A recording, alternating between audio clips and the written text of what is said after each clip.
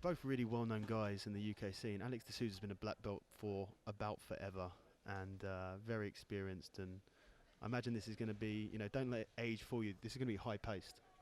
Of course, Alex Souza was a black belt when I started my MMA journey. He was in the corner of my first opponent, actually, which was quite daunting. Yeah, that would be. So, to begin with, Alex pulls close guard. Dave passes really nicely into half guard, and right now he's just trying to pass that right leg over the top. Carlson Gracie guys renowned for their passing abilities, so I'm expecting good passes from them, really. He seems to have him flattened out nicely and just trying to pass the legs. Yeah, what Dave wants to do from here, in my opinion, is pull on that leg instead of trying to push it. You want to loosen off that triangle instead of making it tight by pushing it down. So he's got the knee out now, and now he's just got the foot on the inside. Very close to getting that foot out. As soon as that foot comes out, expect him to hold a really secure side control position, really maintain that position quite tight, and then look to transition to a submission or a mount position. He's still got to get that foot out.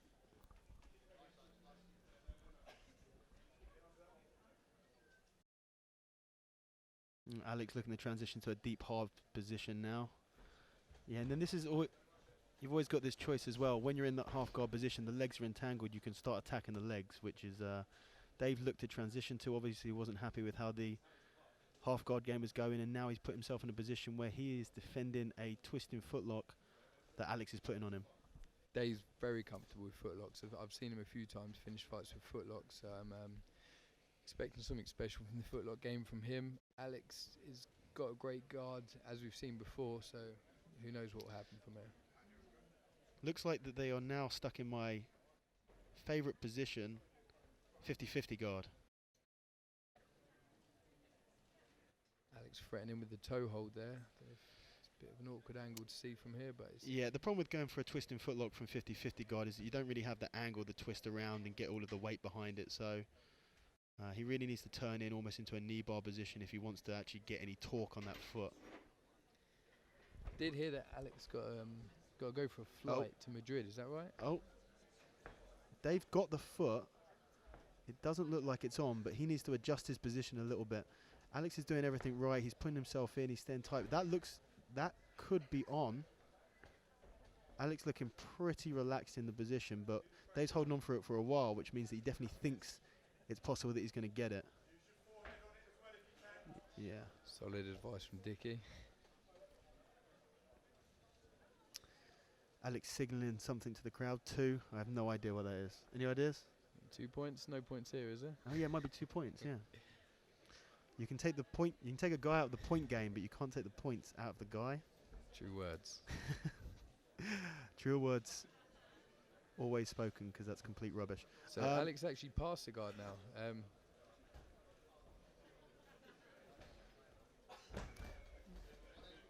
Dave looking to bridge him off of side control, never a very effective technique, but what it has done there is it opened up enough space for Dave to get his legs back on the inside and retain a guard position now.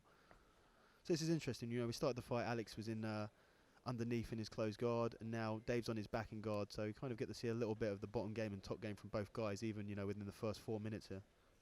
That's what these long matches are about. You really get to see the whole game of the guys, and not just a short match where they're just fighting for points or they're just laying and praying. Hopefully we get to see a full 10 minutes, a lot of techniques, and get to work the fighters out very well. I don't want to see a full 10 minutes. I want to see a submission. Oh, it's true. It's true. You got me there.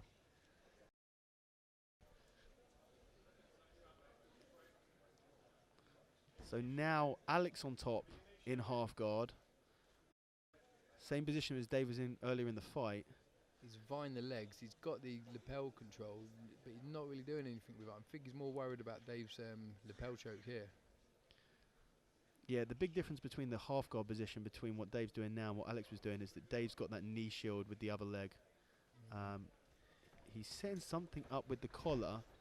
Hands in the collar there allows him to get back into a butterfly guard position. I always get, when I see people grabbing them in collars, I always get lost. One minute you think they've got nothing, next minute there's a submission on their tackle. Yeah. So. Yeah, you get sneaky people, especially like a suicide choke. In the most common position to set up a suicide choke is from half guard. Get the hand position, the guy thinks he's alright, you allow him to pass the guard, and the next thing you know, the guy's snoring. Yeah, it's true. So It's full guard from Dave Broughton now. Alex staying quite low with his pass here, which letting him get the grips. I'll be looking to stand up, strip the grips and stand up. How about you, Daniel? yeah, it's very hard to pass a guard, especially in the gi. It's very hard to pass a guard from the knees. The guy can just keep on pulling you back in the closed, and then it's really hard to posture and stuff like that. So yeah, when possible, I like to stand up into, stand up to look to pass the guard. Makes it a lot easier, and it makes it harder for the guy underneath to get into a tight position.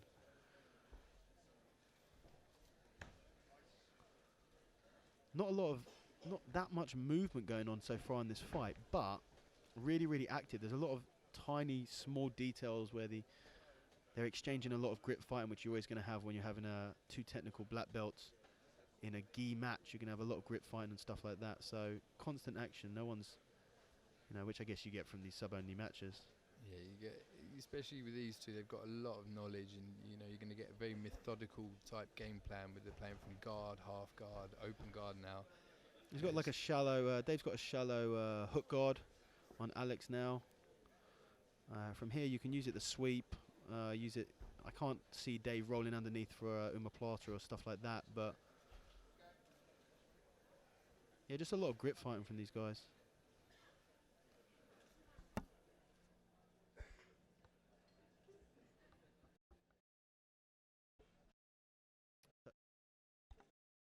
So like all the fights today,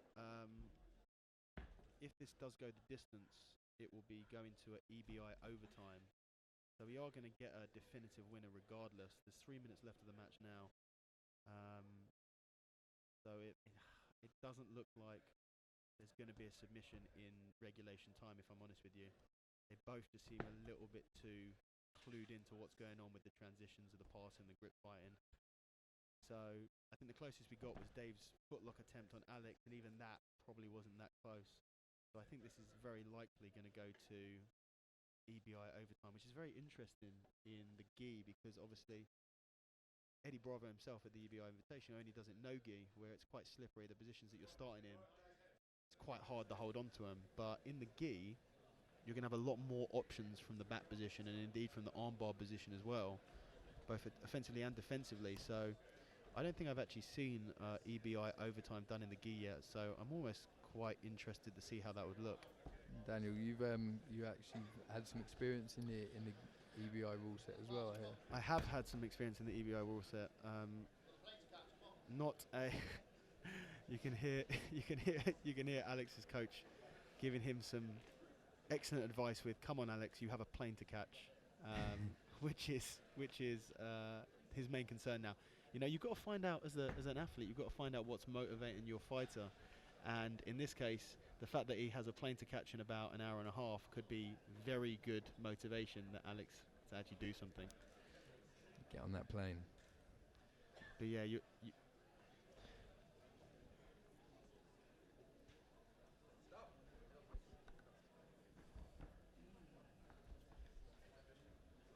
restarting back in the middle.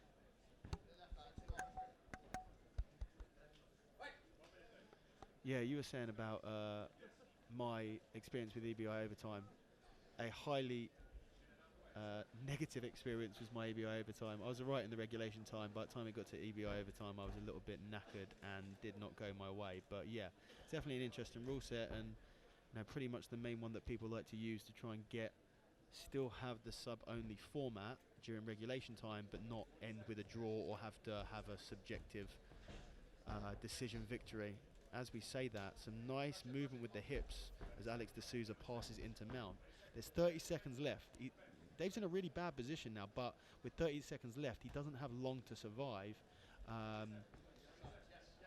He can hold off for not too long. With that hand in the collar, you can't hold chokes off. 30 seconds, maybe you can squeeze, you can hold off a position. Yeah, but I think I don't think he's. When you're putting the hand in the collar, the choke isn't very deep. But what that cross choke can do is it can open up the arm for a armbar. So by putting, Jesus Christ. Wow. It's, apparently the timekeeper's right behind us. Yeah, I was not expecting that. And here we have it, EBI overtime. Yeah, we're going to our first EBI overtime.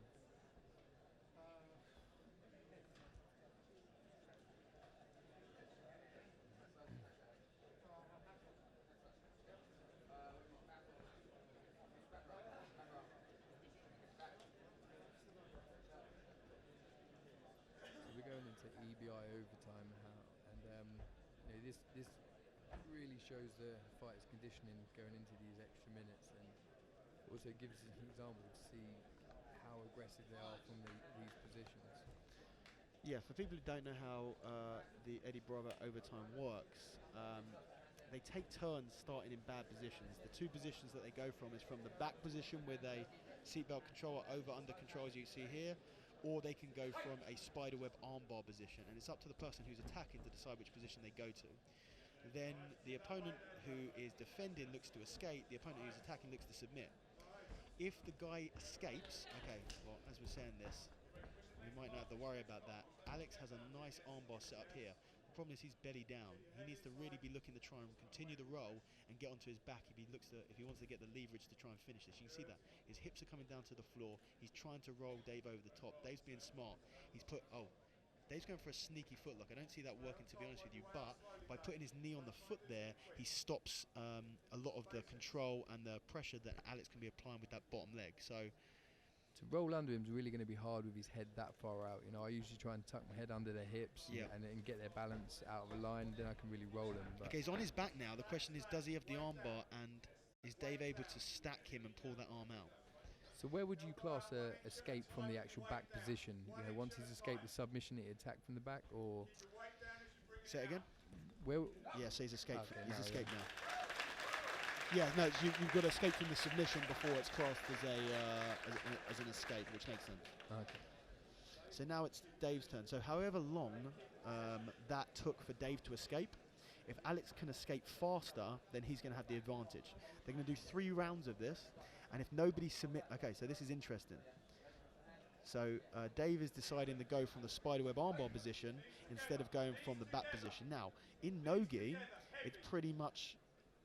The consensus is pretty much that you're going to be way better off starting on the back for control and attacking the neck because of how slippery it is. But in the gi, this could be very interesting. Now, Alex manages to bridge up. This is not a great position for Dave. Alex looks like he's going to be able to pull the arm out. Yep. Yeah. And he's out. He's out much faster. So basically what's going to happen is there's going to be 3 rounds of this if there is no submission in any of the overtime.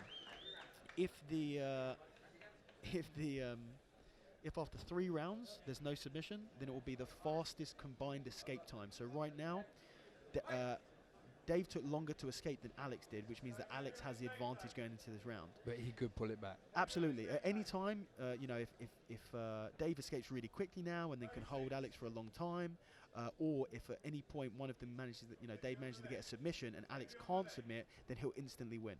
Okay. You guys are quite lucky to have Daniel here with his experience in EBI, because the rule set of EBI is something new to me. It can be quite good. To be honest with you, I probably should have learnt the rule set for EBI before I went and competed in EBI, something that I admittedly didn't do. So yeah, Dave really needs to be trying to escape as fast as possible. It looks like if he sticks his hips to the ground, he's more likely to escape. And if he comes gets off into mount, that's going to be an escape. So that's an escape. Yep. Okay.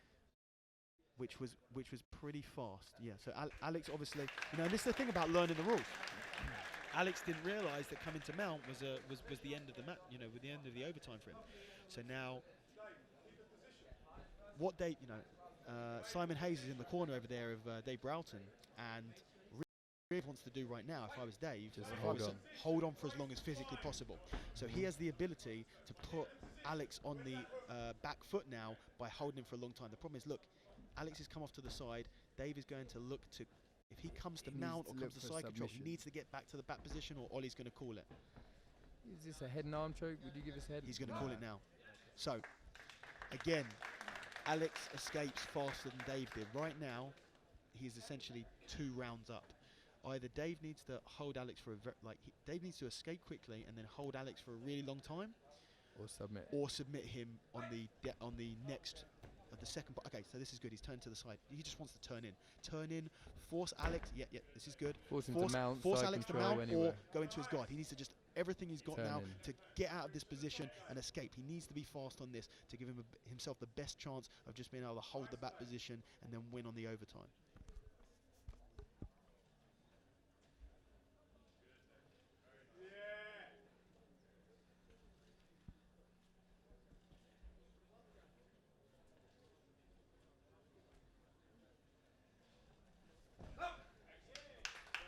Okay, so that's it for Alex.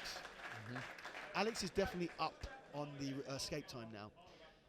Dave's going to go onto the back. He just Oh no, needs he's to going to go not onto get the arm. submitted. Okay, this is very interesting now.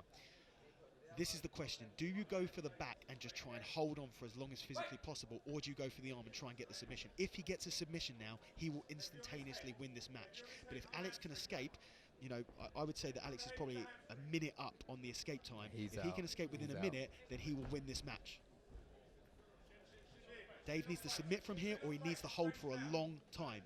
He's going to try and roll him over. Okay, this is a good position for Dave now. He's on the arm now. He's attacking the wrist. If he can tap Alex from this will be a come-from-behind victory, and he'll take this match. He needs to hold this.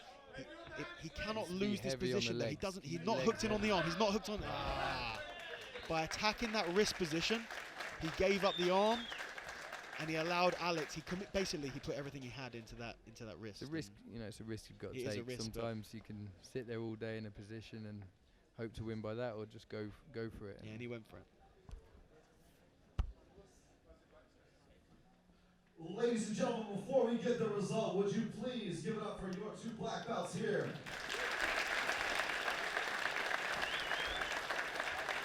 A technical back and forth bout that sees all 3 overtime rounds without a submission. So we go to the quickest total escape time. And after totaling up the numbers, we have a decision in favor of your jiu-jitsu fighter from the blue corner, Alex de Souza. Let's hear it one more time for David Broughton from Carlson Gracie.